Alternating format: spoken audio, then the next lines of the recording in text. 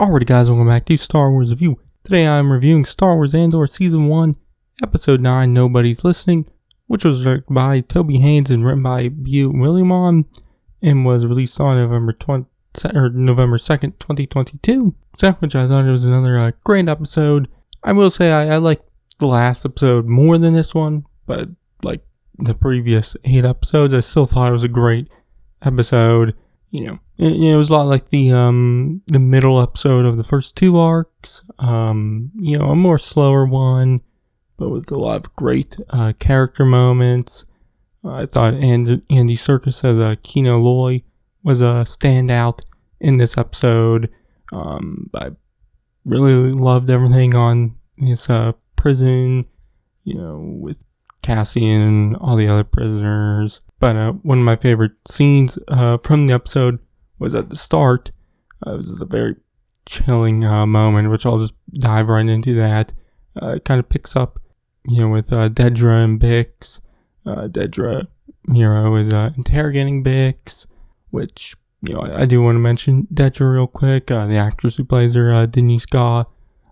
Just her performance so far has been great in this series, which I probably said that about every single actor and actress in the series so far. But one thing I really liked about the character was the first 2 episodes we see her in, she's mainly interacting with the other ISB officers, and you kind of are rooting for her against the ISB officers she's kind of butting heads with.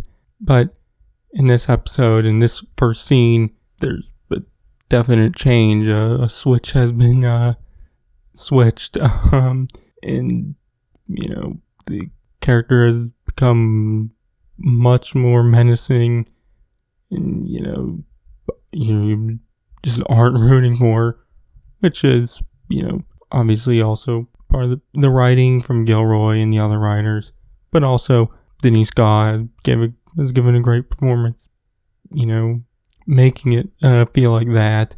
So, I just really enjoyed that about this scene, just kind of the episode as a whole. But back to the scene, Miro is trying to get info out of Bix, about Cassian and Luthen and whatnot, which, Bix knows no matter what, she's going to be tortured, so she lets it happen, which Miro leaves, and this doctor named Gorst kind of reveals this headset thingy, which plays the sounds of these aliens called the I think it's a Dizonet. I forget how it was pronounced. Which I guess the Empire had wiped them all out and recorded the screams of their deaths.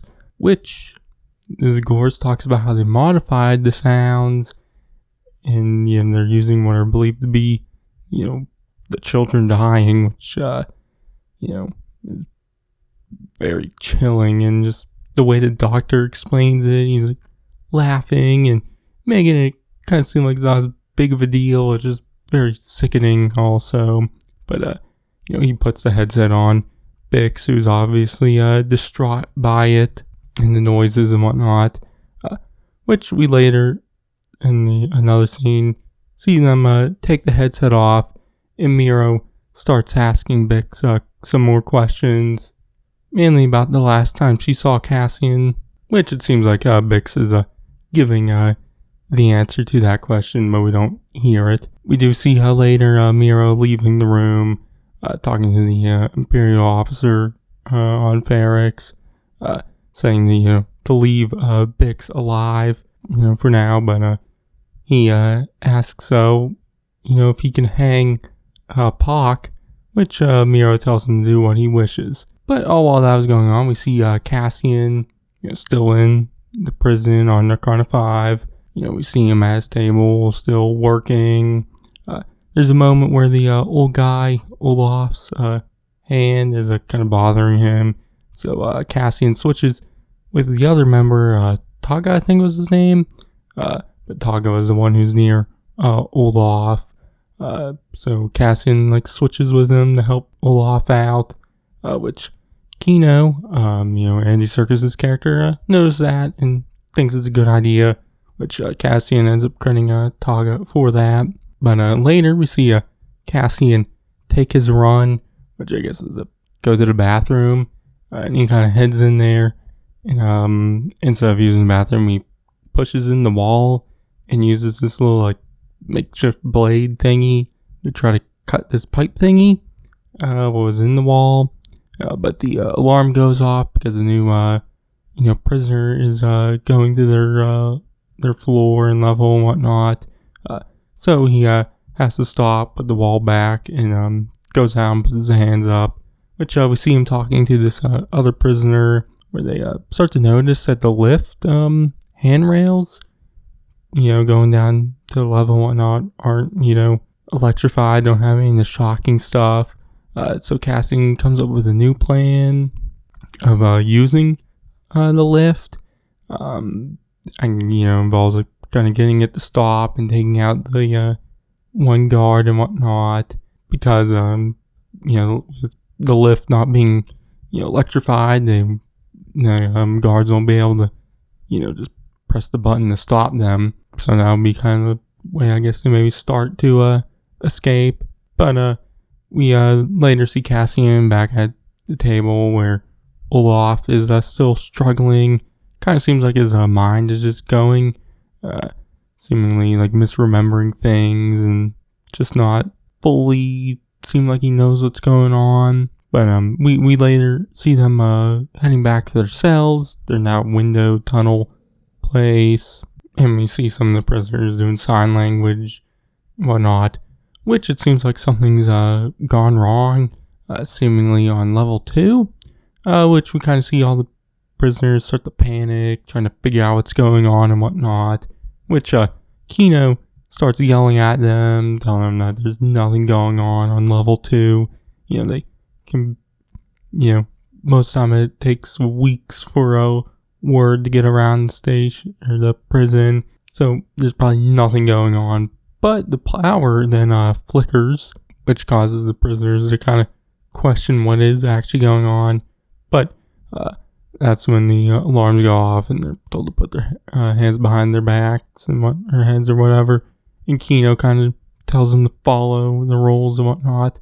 And so, they head back to their cells, which we see Cassian later kind of talking to Kino, asking him if he's thought of escaping before, which, Kino, doesn't give an exact answer, but Cassian takes it as a no. But, Kino also tells him to kind of does not even think of escaping. But, Cassian is trying to get info out of him because Kino doesn't have that many shifts left. Cassian is asking, how many guards are in each level, but Kino just kind of doesn't answer, kind of just, goes to sleep. But the next day we see them go into their level, but in the tunnel they kind of run into the people on another level, and they're talking about some rumors about that everyone from level 2 is dead and that they killed them all, which we see Kino kind of get upset over all of this and kind of tells everyone that it's just a rumor and that they should just continue on without even thinking of it. But later, when they're working, once again, Olaf is struggling really bad this time. And when the shift ends, we kind of see him starting to collapse. And then they have to kind of carry him back to the cell. But in the tunnel, he just can't make it. So Kino tells him to get a medic and tells everyone else to get back to their cells, except for Cassian, who stays behind with Kino to look after Olaf while the doctor gets there, which they eventually do, and then try to figure out what's wrong with Olaf. But the medic is kind of talking to Kino and Cassian, trying to, kind of seems like he's given up all hope and just, he knows what is going on with the prison and whatnot. So Kino, is trying to get more answers out of him. The medic also says that Olaf had a stroke and is, he's going to have to kill him, which he inserts some stuff into him, which unfortunately kills Olaf. But the medic then reveals what happened, on level 2, which I guess a prisoner who was on level 4 was released, but then the very next day was on level 2, and the prisoners found out about it. So they killed them all, which starts to plant that doubt into Kino. There's the one guard who's kind of looking over them. The guard doesn't hear any of this, but, wants Kino and Cassian to get to their cells. So he starts to push them along, which, when they're going back, Cassian asks Kino how many guards are on each level, which he answers with never more than 12. Which, Kino was, the person who probably showed the most trust in the system of the prison. Even though the prison system has always been broken and has always been wrong, but now that it's at a extreme and he knows that he's never going to get out, he finally has that distrust in it, which I've loved his character in this episode and also last one, but this one definitely dived into him a lot more. I would assume he probably won't be making it past the next episode, but Circus as Kino has been a standout of this series, which I feel like I say that every episode with every character, but I've loved every single character so far. So yeah, but anyways, we do see more of Miro. She's back on Coruscant, talking, in a meeting with all the other ISB officers, talking about what she learned from Bix. She learned that she had talked to Cassian recently, and that Cassian had a lot of money, with her credits, which Miro thinks she's able to kind of connect Cassian to the Aldani heist, which we see her assistant kind of jump up and tell everyone that, Cassian was clean shaven when he met up with Bix again, and all the members of the Aldani heist were also clean shaven, and some of the Imperials there kind of think they saw someone who looked like Cassian, but you see Partagas, I think is his name, saying they kind of look more into it, more of a connection there. But also on Coruscant, we see more of a Serial Karn. He's talking with his mother, who's complaining about everything he's doing and whatnot. But he then says he got a promotion at his job, so now she's so happy for him and whatnot. Once again, a great moment. That obviously hasn't really been a lot of moments, with them. Obviously in each of the last 4 or 5 episodes, ever since episode 4, there has been, but it's not a huge part of the show. But I really loved every single scene there has been, in just series as a whole. Also with Mon Mothma, I just love the family drama in it, too, with obviously Serial and his mother, and then Mothma and her husband and daughter. But later we see Serial being a creep. He goes to the ISB headquarters and just waiting around and finds Miro, and he thanks her for the promotion, but he then kind of admits he's been stalking her. He's been staying outside the headquarters for a while now, several days, waiting to see her again, which she very obviously does not like that. But Serial is, once again, tries to talk to her, seemingly trying to get a job at the ISB, but once again she turns him down, tells him to stop stalking her, or she'll get him arrested. But we see her enter the headquarters and has another meeting with the ISBs. She learns that this, first she learns that this rebel fighter has been captured and is ready for interrogation, which it seems like she interrogates that rebel. We don't see it on screen, but later there's the meeting where they're talking about it, which it seems like that rebel is a part of Anton Krieger's rebel cell, and they learn from that rebel that Krieger is wanting to attack Spellhouse, so they kind of come up with a plan to stop the attack. But we do see more of Mon Mothma. At the start, we see her giving a speech in the Imperial Senate about the PORD and how, it's an overreach of power by the Empire. We overhear a bunch of the other senators kind of yelling at her, some in support of her, but seemingly mostly kind of against what she's saying, which was a great moment. Obviously Mothma will eventually become the leader of the rebellion, and, everything we've seen with her has, stories with her, she's mostly been that leader, and kind of a more powerful person. Obviously she hasn't really been that much of a character, definitely in live action and animated stories, not including any novels or comics or anything, but this show she's been the most actually being a character, so it was interesting to see her at this, a moment like this, kind of a moment with no real power and just being kind of defeated and more vulnerable, which we've seen that in the series so far also, with her family and everything there, which I've, just really enjoyed that, because it'll make the moments, I would assume in season 2, where she starts to fully stand up to it and become that rebel leader so much better. But there are once again more moments of her family. We see her afterwards, after that speech, getting her little car, and the driver mentions that her cousin has arrived at her home, so she heads there, and her cousin turns out to be Vel, which I wasn't expecting that.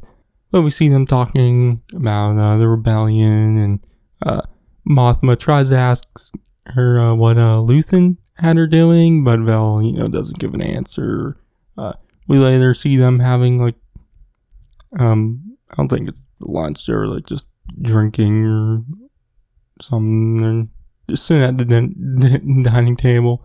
And Perrin and Lita are there, and Perrin being his typical douchey self. One moment he asks Vel if she's got a husband yet, obviously being completely oblivious to who Vel really is, which he continues to be very oblivious by saying that at least she hasn't got all political, which is once again very wrong. But he brings up Take Holma, and there's a moment there about, I think it was Lita, says that Kolma is Mothma's boyfriend, which, Mothma brushes off, but we later see Mothma and Vel talking about Kolma, which Mothma says, it's, for money, and then say their goodbyes and whatnot. But then later we see a moment between Mothma and Kolma. Kolma is saying that it's starting to get a little too suspicious, that she's taking out largest amount of money, and so, if they continue, they'll, get caught. But Kolma suggests, going through this other banker guy named Davo Skolden, which Mothma is weary of him because, she thinks he's a criminal, but, it seems like Mothma doesn't really have much of a choice, so it seems like she might end up having to go along with it. We don't end up seeing that decision. I assume we probably won't with the other series going. The next episode, we'll see her meeting with this Davo Skolden, I forget how it was pronounced. So yeah, but that's everything that happened in the episode. Once again, thought it was great. Loved Andy Serkis as Kino Loy. He was a standout, definitely, in this episode. Really enjoyed how seeing Cassian, starting to plan an escape, and just everything else on the prison. Also, Dedra Meero I really liked in this episode. Starting to see her fully become a villain. Denise Gau's performance there was great also. So yeah, but just all around another great episode. I'm gonna give it an A. So yeah. But anyways, next I'll have a review for episode 10 out next. So you can check it out then. But very excited for that episode. I assume it'll just be, Cassian breaking out of the prison And then I assume the final 2 episodes will have a lot more stuff with Ferrex going on and whatnot. So very, very excited for those final 3 episodes. I've loved these first 9 episodes a lot. So yeah, but anyways, that's gonna be for this one. I've been Starzy, and I'll catch you guys in the next one.